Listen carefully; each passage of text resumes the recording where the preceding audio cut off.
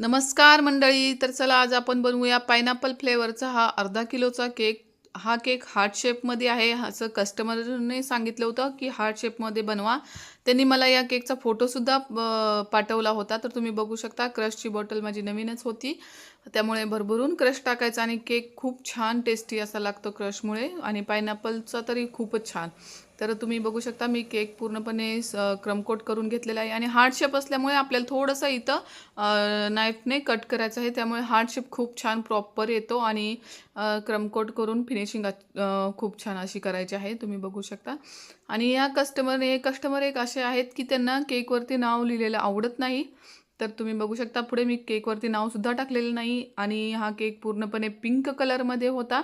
त्यामुळे मला पूर्ण केक हा रोझेटने कवर करायचा होता, तरी पण मी पिंक कलर थोडी कसं असतंय ना, रोझेट आपण ज्यावेळी काढतो त्यावेळी मधून थोडंसं दिसतं ना, त्यामुळे आतून व्हाईट आणि बाहेरून पिंक असं दिसायला नको, म्हणून मी थोडीशी साईडला पण पिंक कलर यूज केलेले आहे.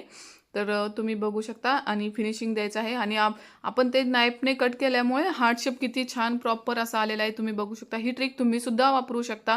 नाहीतर कसं असतंय ना, हार्ट शेपच्या मोल्डमध्ये आपण केक बेक केला ना, तर तो पूर्णपणे प्रॉपर हार्ट शेप येत नाही. त्याला असं थोडंसं कट करावंच लागतं. आणि तुम्ही बघू शकता मी 2D जी नोझल असते त्याच्यामध्ये ही पिंक कलरची क्रीम भरून पूर्णपणे केकला कवर करते. एक रोझेट काढलं ना त्याच्यावरती दुसरं लगेच काढायचं, म्हणजे खूप छान असे ते उलटे येत नाहीत, एक सेम पॅटर्न दिसतो. तर तुम्ही बघू शकता असं केकला पूर्णपणे कवर करायचं होतं मला, त्यामुळे मी पिंक कलर केक पूर्णपणे जास्त फिनिशिंग केलेली नव्हती केकवरती. क्रमकोट केक आतून दिसत होता, पण काही नाही ना, आता कवर झाला ना, खूप छान दिसतो. क्रीम जादा होत होती ना त्यामुळे. तर तुम्ही बघू शकता प्रॉपर आपला हार्ट शेपचा केक तयार झालेला आहे. आणि याच्यावरती आपण बर्थडे टॅगसुद्धा लावतोय. त्याचा जे कागद असतो ना तो आपल्याला काढायचा आहे.